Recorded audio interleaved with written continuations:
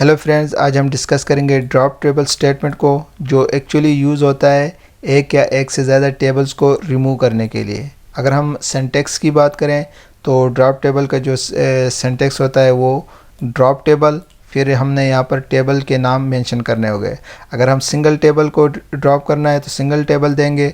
अगर हमने more than one tables को यहाँ पर ड्रॉप करना है तो यहाँ पर टेबल 1 का नाम देंगे, फिर कॉमा देकर दूसरे टेबल, फिर सो ऑन, जितने टेबल्स हमने रिमूव करने हैं उनके नाम हमने यहाँ पर मेंशन करने होंगे। तो चलें, ऑलरेडी हमने एक टेबल क्रिएट की हुई है EMP के नाम से, और लास्ट लेक्चर में हमने इस EMP टेबल में मौजूद डेटा जो था उसको रिमूव किया था। तो चलिए आज हम इस टेबल को ड्रॉप करते हैं। तो इसके लिए चलते हैं SQL डेवलपर में, और सबसे पहले मैं इस टेबल में मौजूद डेटा को देखूं। सिलेक्ट स्टैटिक फ्रॉम EMP, तो और इसको रन करें तो यहाँ पर कोई भी डेटा नहीं। अगर डेटा होता भी तब भी हम ड्रॉप स्टेटमेंट की मदद से इस टेबल को ड्रॉप कर सकते हैं। और अगर हम स्ट्रक्चर को देखना चाहें इस टेबल का तो वो है DESC, फिर टेबल का नाम, और इसको हम रन करेंगे तो हम टेबल के स्ट्रक्चर को देख सकते हैं। तो चलें, ये जो टेबल है इसको हम रिमूव करते हैं।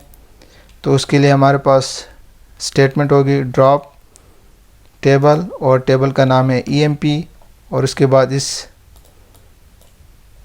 स्टेटमेंट को हम रन करेंगे तो यहाँ पर मैसेज आ गया टेबल EMP ड्रॉप्ड।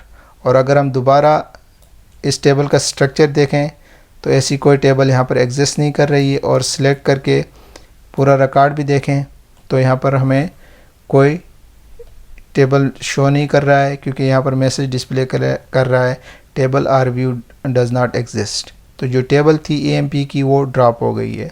तो इसी तरह अगर हम मोर देन वन टेबल को ड्रॉप करना है तो कामा दे के दूसरी टेबल का नाम हम यहाँ पर दे सकते हैं। तो इस तरह ड्रॉप टेबल के स्टेटमेंट को यूज़ करके एक टेबल को हम ड्रॉप कर सकते हैं। तो गाइस, आज के लिए इतना ही।